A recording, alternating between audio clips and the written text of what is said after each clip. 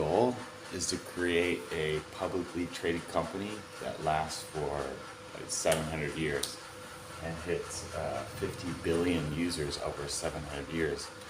And then the value of the company, they do what's called a valuation based upon how many people they think will use it in the future and its value. So then its current value becomes basically like a half or 1/3 of its projected overall value. And then that works down to the share value that individual shareholders have. And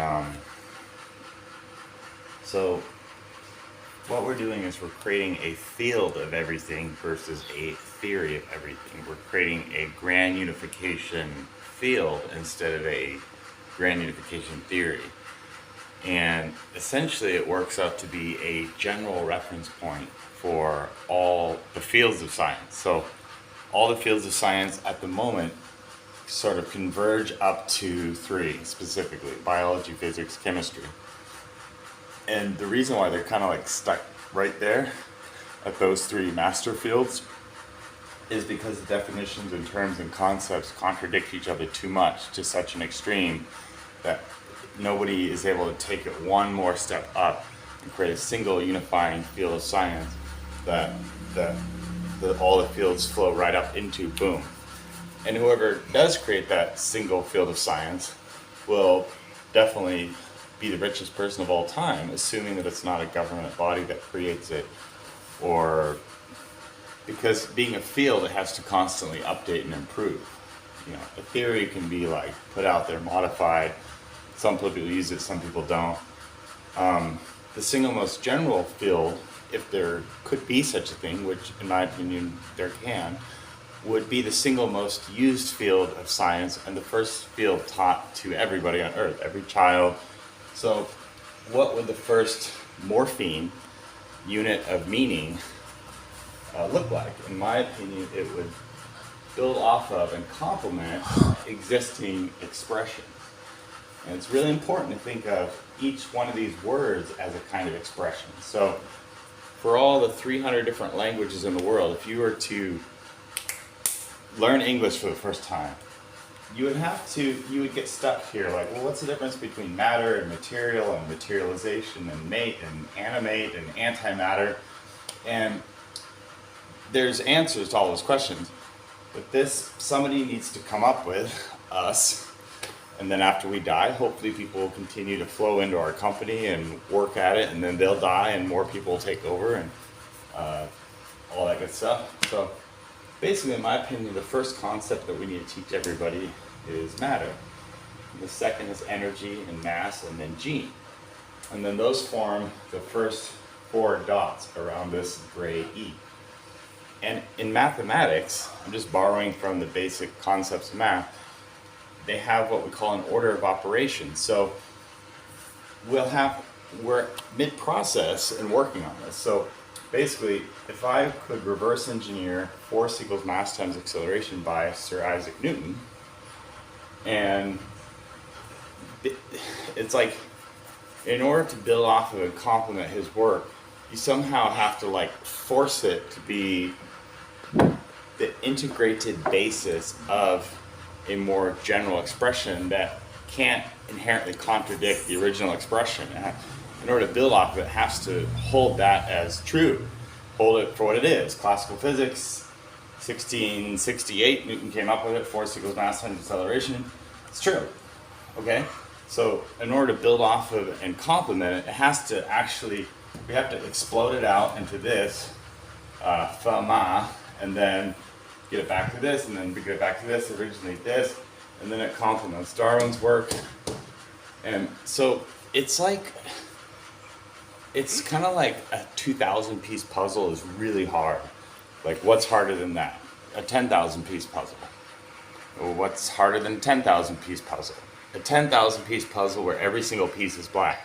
So I've been thinking about this for a good 25, 30 years. So this is kind of like a 20,000 piece puzzle. It's all black. So you need basically circular logic. I chuckle when I say that because in general circular logic is not a good thing. But when it comes to human thought processes, you need anchor expressions, anchor ideas, because you can always make things more complicated to ultimately figure them out. So when it comes to teaching a child or all the people in the world that don't speak English, what should you learn first? Matter. What are the different expressions of this concept? Material, materialization, animate, antimatter.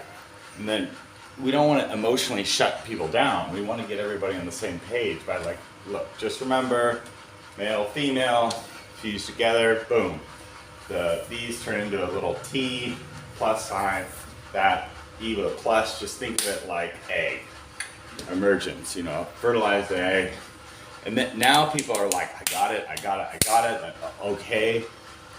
Yeah, good point. But so it has to simultaneously be for different audiences. It has to be for one, everything you do in science, you do for your future self, because you always have to make this working assumption that no one else in the world will care until your work hits some arbitrary point where it's like, holy shit. Because that's true.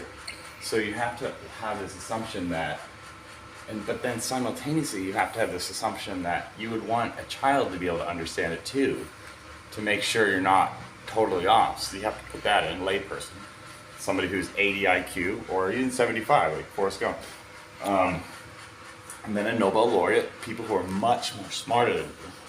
And you have to, especially if you're doing business, you really can't come up with theories, not fields, and also theories that only the greatest mathematicians of all time can understand. Like, if you want to create a ubiquitous product in business, you really can't do that. So this, I'll just go over it. Basically, it's like, at the moment, just to let you know, at the moment I'm working out order of operations. Like, it's basically, we want this to complement. At what point does materialization switch to emergence, something becoming more than the sum of its parts? So I am working on this now. There's about a 17-step process in my mind so far, and still like 4 or 5 contradictions. But the takeaway is that every concept is a definition too. And what's really mind-blowing is, it's kind of like, how would you define life? I thought about this for the last 25 years, but over the last like 5 or 6 days, I thought there's really 3 points. Is one, you can create a hive organism from mammalian dynamics, male, female, join together, boom, then there's 2 nuclei on a host to 3 nuclei, definable depending on how you define it. So there's that, and then there's actual egg. An egg is the only concept that simultaneously combines these 8 concepts together. Matter, energy, mass, gene, force, intelligence, system, emergence. An egg. Oh, by the way, there's one more thing other than an egg which combines those 8 concepts together. A planet with life on it. So if I had to pick, I would pick this one as an arbitrary point, and I would call it one man. Because it's a social, political, religious, economic, classless language that combines biology, physics, chemistry, and IQ together simultaneously. Those combine. But it has to be that. It has to be the best mousetrap ever built. It doesn't have to be perfect. It just has to be better than anybody's ever built before. All right. Thank you. Thank you.